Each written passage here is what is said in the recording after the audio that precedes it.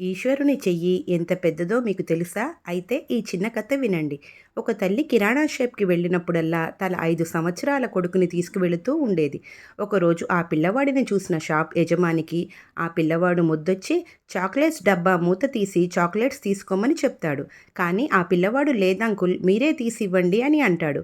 అబ్బా! ఎంత మంచి పద్ధతి గల పిల్లవాడు అని బాటిల్ నుంచి చాక్లెట్స్ తీసి ఇస్తాడు యజమాని. దారిలో తల్లి పిల్లవాడిని అడుగుతుంది. అంకుల్ చాక్లెట్స్ తీసుకోమంటే ఎందుకు తీసుకోలేదు అని. వాని చిన్న బుర్ర ఇచ్చిన జవాబు చాలా గొప్ప పాఠం నేర్పిస్తుంది. నా చెయ్యి చూడమ్మా చాలా చిన్నగా ఉంది. నేను తీసుకుంటే చాలా తక్కువ చాక్లెట్స్ వచ్చేవి. అదే అంకుల్ చేతితో ఇస్తే చూడు ఎన్ని చాక్లెట్స్ వచ్చాయో. అదే విధంగా గుళ్ళకి గోపురాలకు వెళ్ళేది కోరికల కోసం కాదు, భక్తి ఇంకా మనశ్శాంతి కోసం.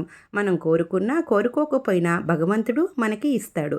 ఈశ్వరుని చెయ్యి చాలా పెద్దది. తన చేతితో ఇస్తే ఎలా ఉంటుందో ఆలోచించండి.